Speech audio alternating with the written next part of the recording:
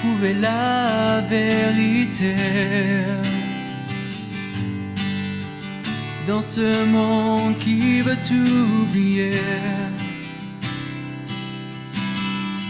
Le seul récit qu'il a annoncé depuis bien des années. Mais il est encore temps de croire que seule la Bible offre l'espoir. Levons-nous ensemble pour voir sa puissance. Il nous suffit seulement de croire que tout ce qu'elle dit est vrai pour que notre humanité soit sauvée.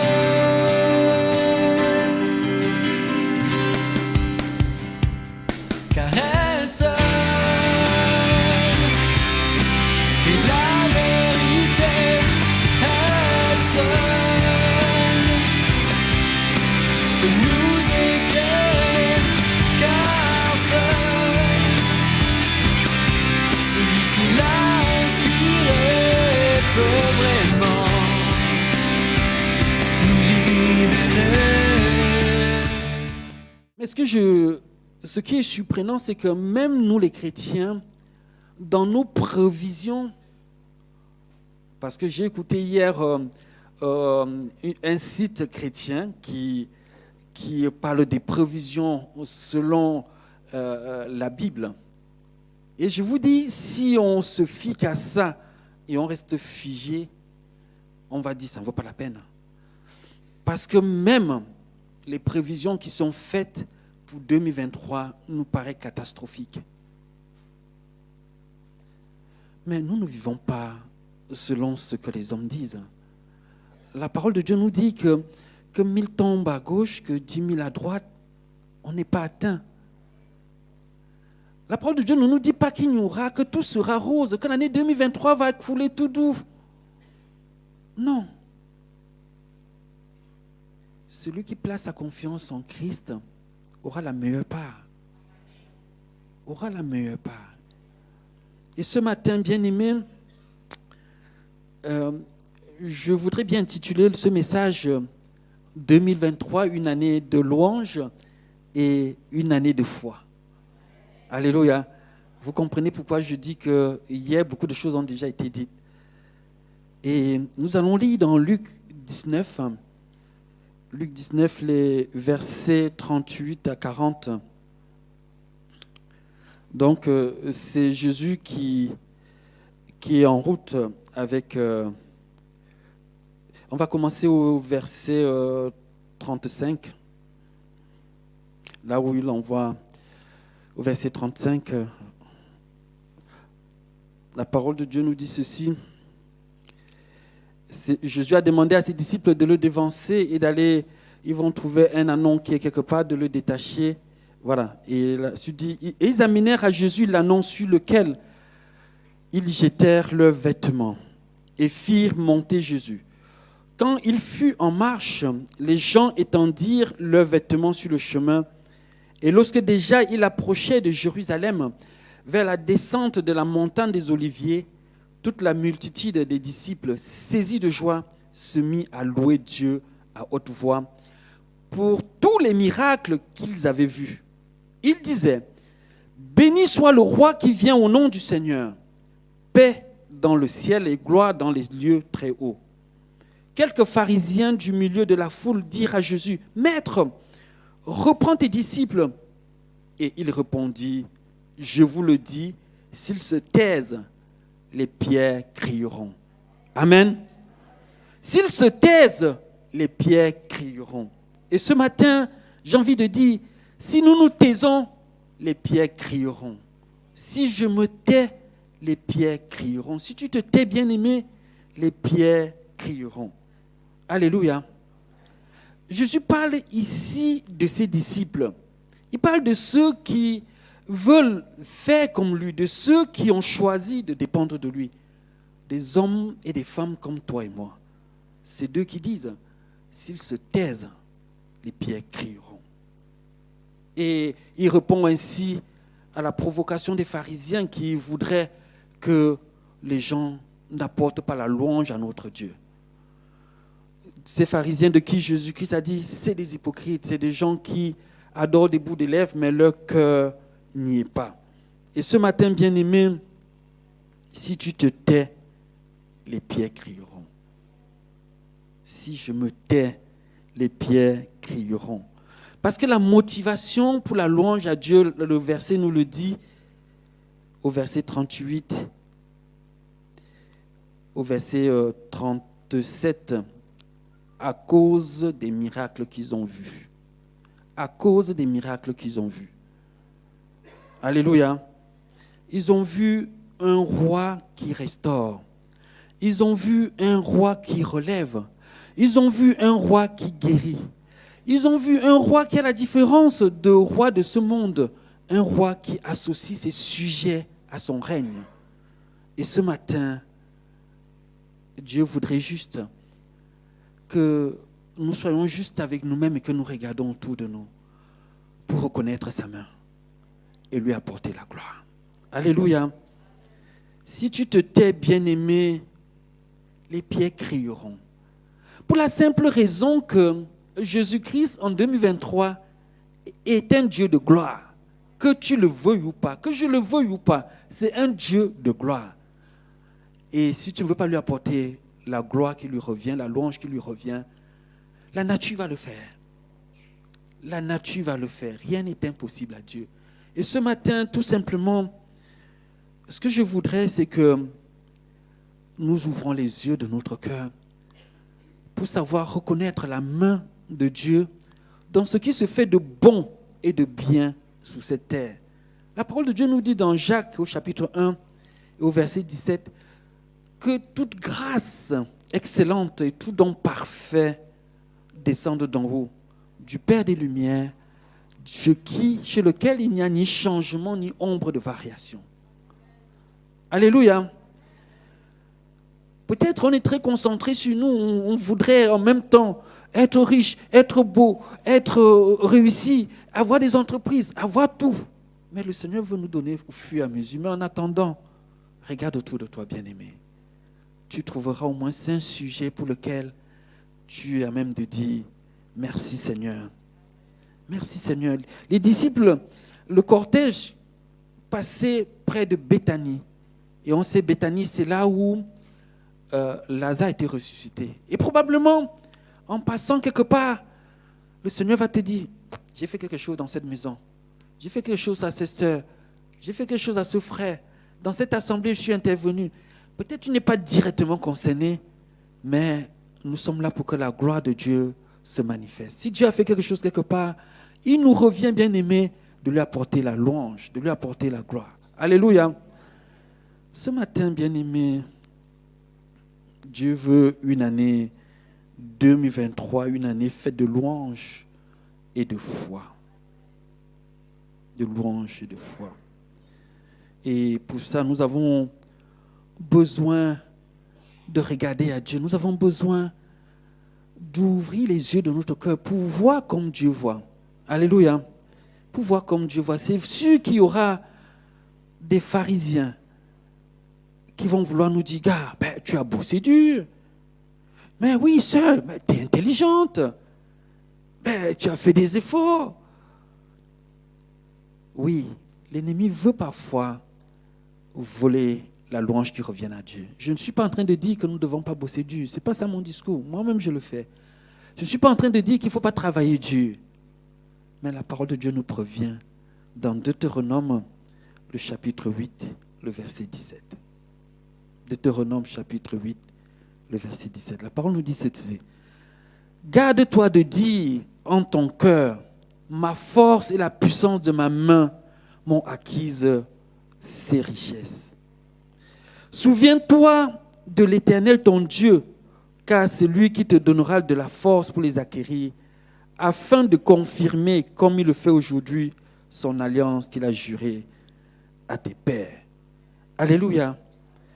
Garde-toi, bien-aimé, de dire que c'est ma force, c'est mon intelligence. Ah ouais, je suis brillant. C'est parce que. J'ai envie de dire que là, c'est vivre sous la loi.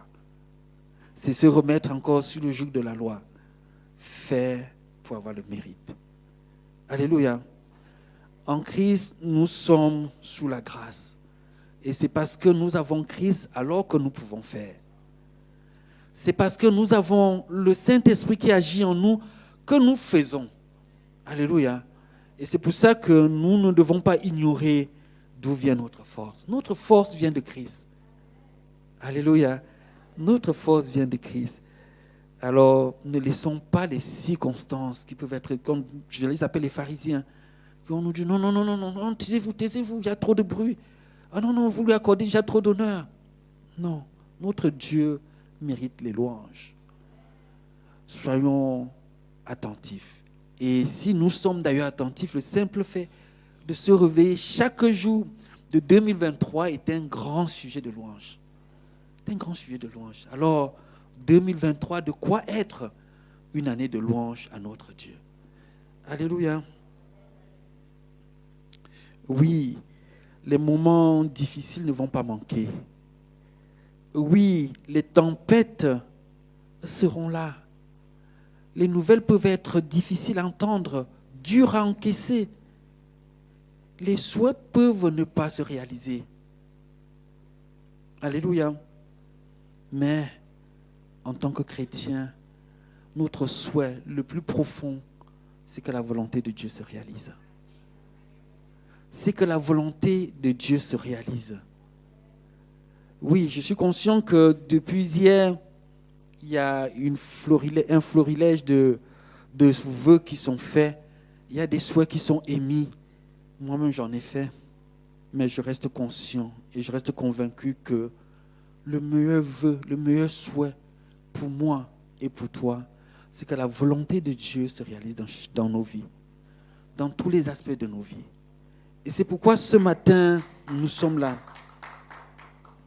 C'est pourquoi ce matin, nous sommes là. Parce que Dieu nous aime. Parce que Dieu nous aime.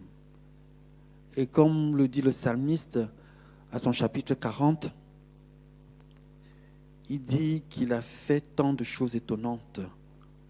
Seigneur mon Dieu, pour nous, tu as fait tant de choses étonnantes, de si beaux projets. Personne n'est égal à toi. Je voudrais l'annoncer et le redire encore. Mais il y en a trop pour tout raconter. Alléluia. C'est vrai, bien-aimé, qu'il y en a trop pour tout raconter. Mais ce matin, je vais nous inviter à nous mettre debout pour en dire un tout petit peu à notre Dieu. Je sais que hier, nous avons remercié le Seigneur. Nous allons continuer ce matin. Tu vas regarder autour de toi. Tu vas regarder dans ton travail. Tu vas regarder dans ta maison, dans ta famille, dans cette assemblée, dans les assemblées sœurs. Un sujet. Chercher la main de Dieu qui est intervenue quelque part et juste dire merci à Dieu. Alléluia. Nous allons prier, bien-aimés. Nous allons élever la voix. Je ne sais pas pour qui Dieu a assuré la protection.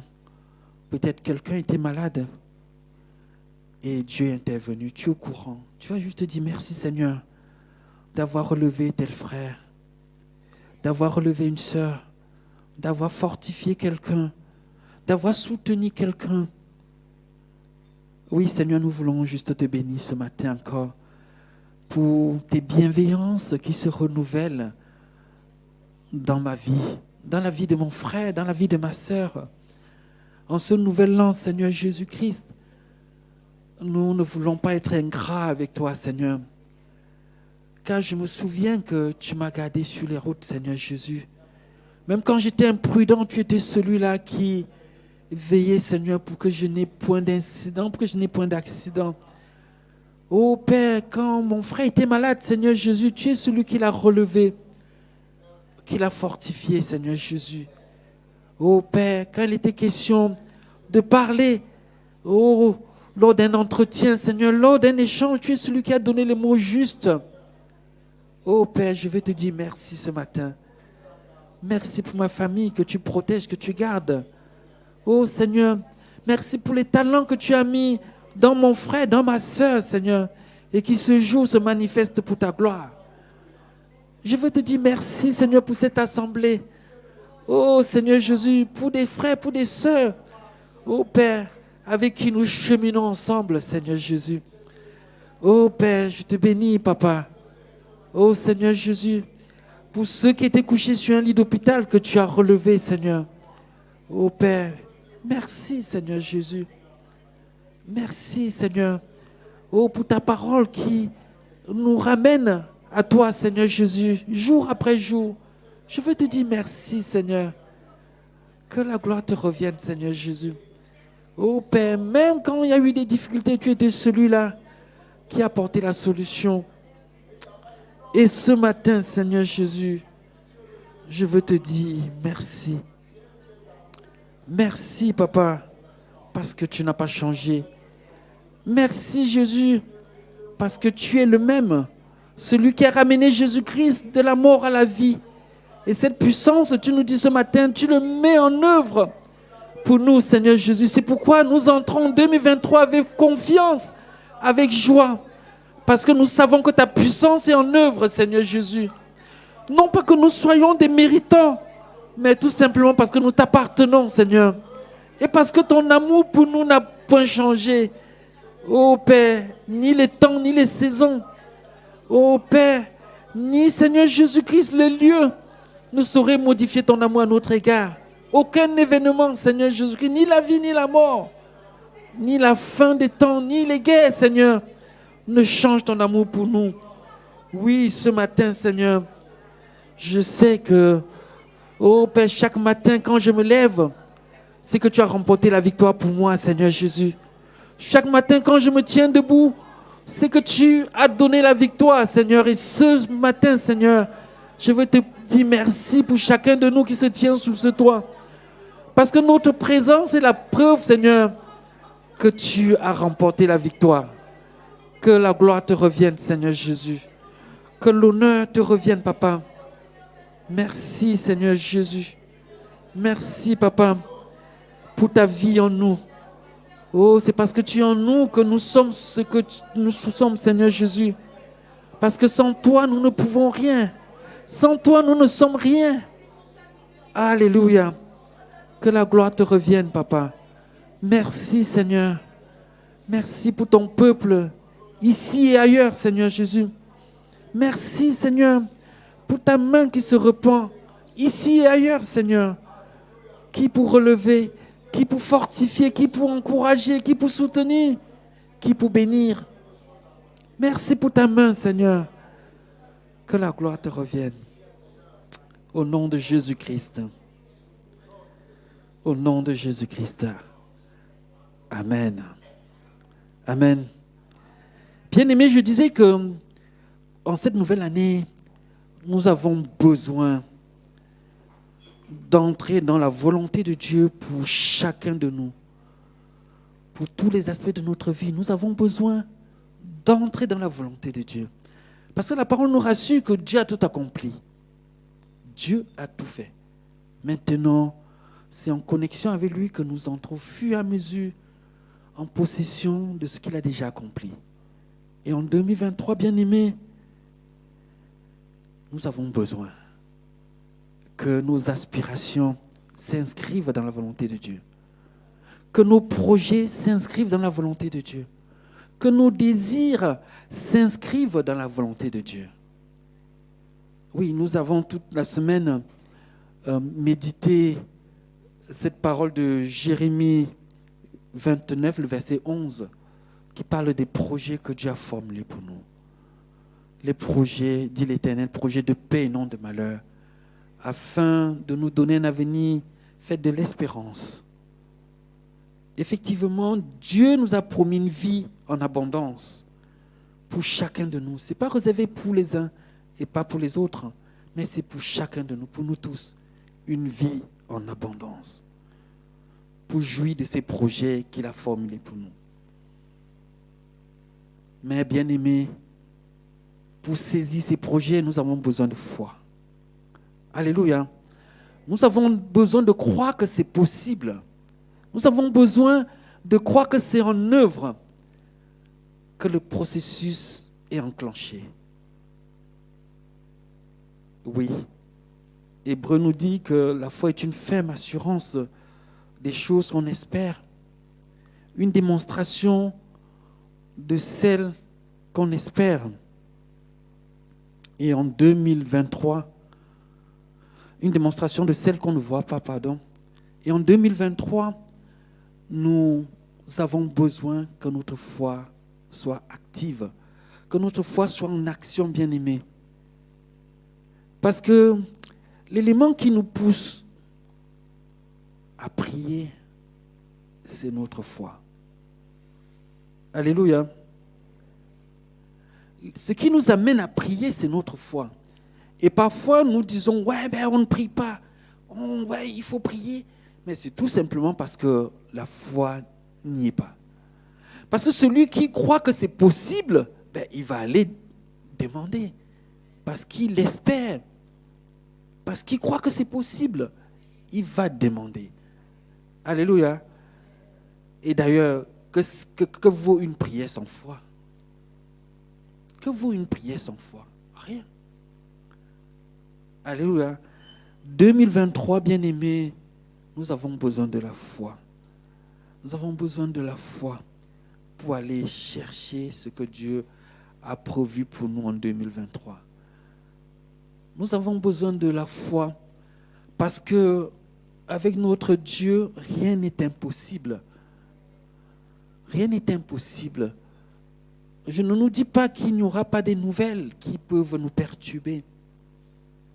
Je ne nous dis pas qu'on va qu'annoncer des choses bonnes. Mais ce que je suis en train de dire, c'est que celui qui est maître des temps et des circonstances, il est pour nous. Alors, qui peut être contre nous? Même si nous traversons, on nous a dit hier, la vallée de l'ombre de la mort. C'est-à-dire, j'imagine, c'est ce genre de vallée où à gauche c'est la mort, à droite c'est la mort, tu as peur que devant c'est la mort, ben, tu traverses. La parole de Dieu nous dit que tu ne seras pas atteint.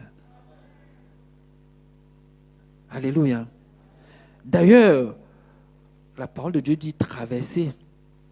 On ne nous dit pas que 2023 sera une année où la mort va flâner comme ça autour de nous tout le temps. Non, il peut arriver des moments où on traverse une situation tellement critique qu'on croira que c'est la fin. Mais le Seigneur nous prévient que nous ne serons pas atteints. Et c'est pour ça que nous avons besoin de la foi. De la foi. De la foi. De la foi. Parce que la foi, nous avons lu, c'est une démonstration. Alors que celui qui espère, celui qui a de l'espoir, juste de l'espoir, va rester statique. Quand on a de l'espoir, on reste statique, on dit, ouais, ça va, on est juste positif dans la mentalité. Mais il n'y a aucune démonstration. Il n'y a aucune démonstration. Alors que la foi va au-delà de l'espoir, en démontrant les choses qu'on ne voit pas, en se mettant en route pour acquérir des choses que personne ne voit. Alléluia.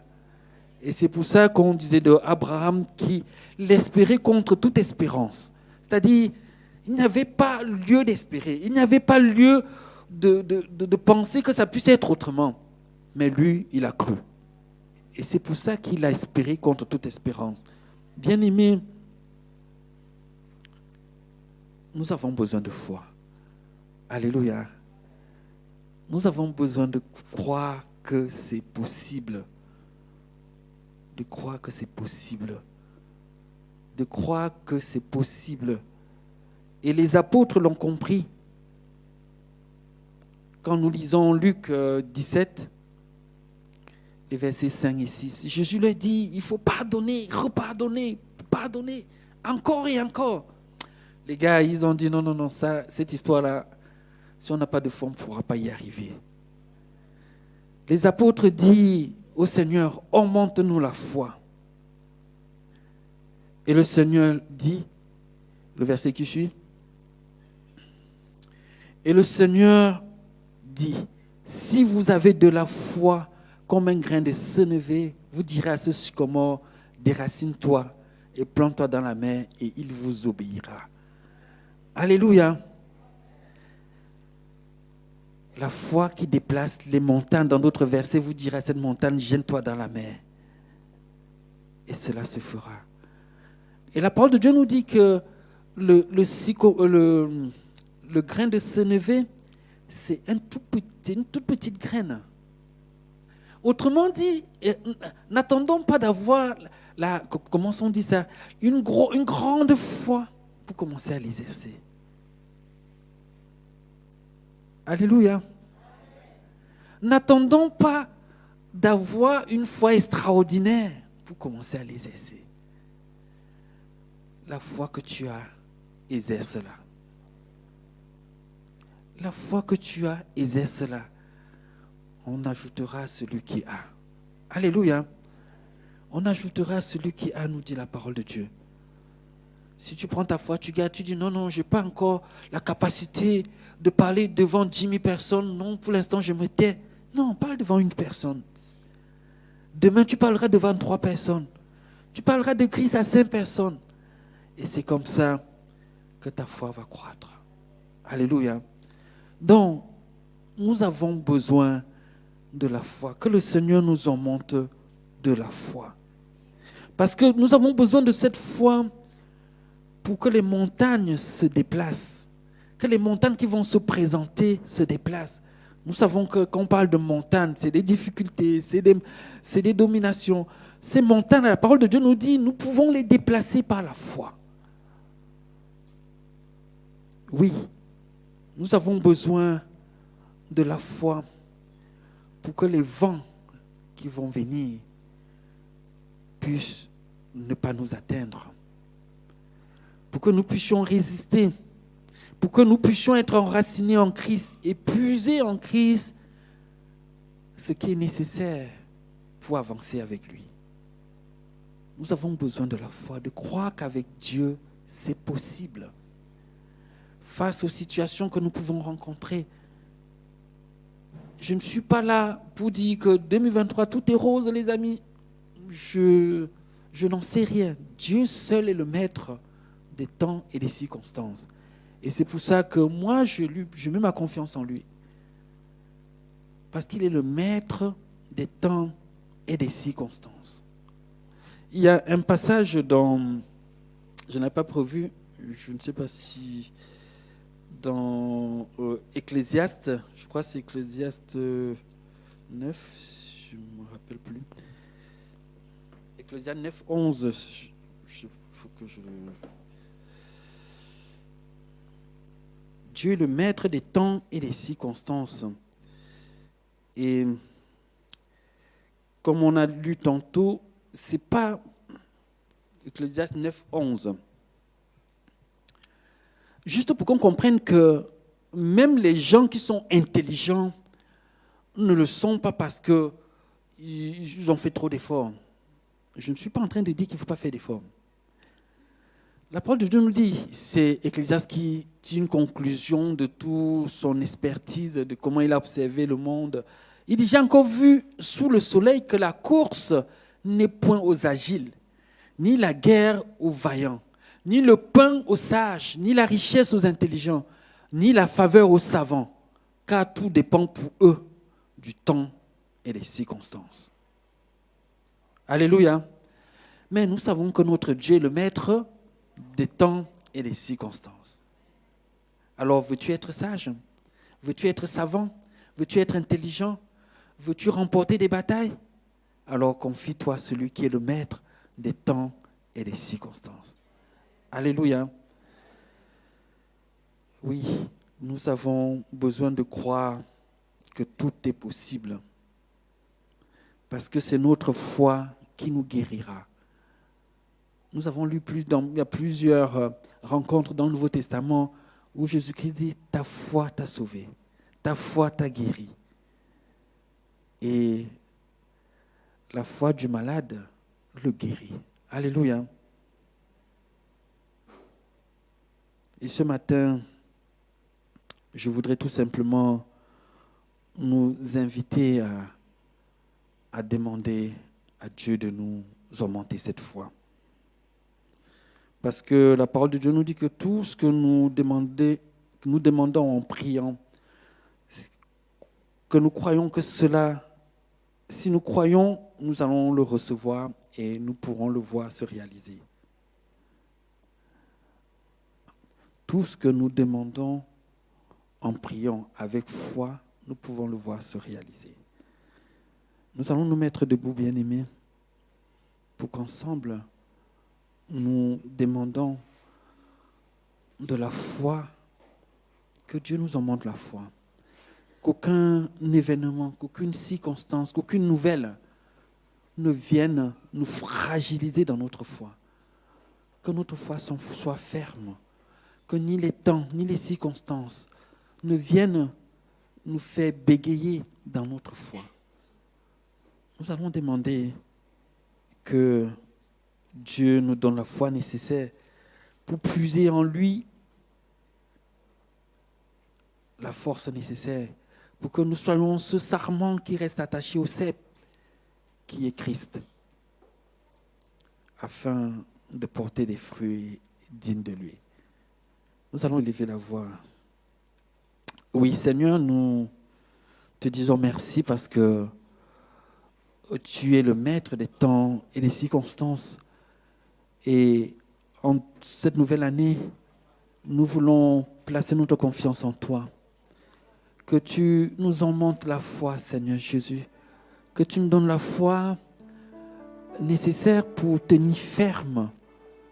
Oh, qu'il y ait des vents, qu'il y ait des tempêtes. Nous voulons rester fermes parce que c'est toi, Seigneur Jésus, qui a le meilleur projet pour nous. Nous voulons rester fermes, Seigneur. Oh, et pour cela, nous avons besoin, Seigneur, que tu nous en montres la foi. Augmente-moi la foi, Seigneur Jésus. Oh, Seigneur Jésus, que quel que soit le pharisien, Seigneur, qui se tienne devant moi, Seigneur, que je sache reconnaître ta main dans tout ce que tu fais et que je t'apporte la gloire. Donne-moi la foi, Seigneur, de croire que c'est encore possible, que tu as même de relever, Seigneur, que tu as même de fortifier, que tu as même d'éclairer. Oh, Seigneur, que ce soit pour moi-même, pour mon épouse, pour ma maison, pour mes enfants, pour mes frères et sœurs ici et ailleurs, Seigneur Jésus. Oh Père, augmente-nous la foi. Oh Père, pour que nous restons sereins, Seigneur, pour que nous ayons la meilleure part à Jésus-Christ, parce que tu nous aimes et rien, alors rien ne nous sépare de ton amour. Que la gloire te revienne, Seigneur Jésus, pour chacun de nous ici, pour cette assemblée, pour tes enfants rassemblés ailleurs. Que la gloire te revienne. Au nom de Jésus-Christ. Amen.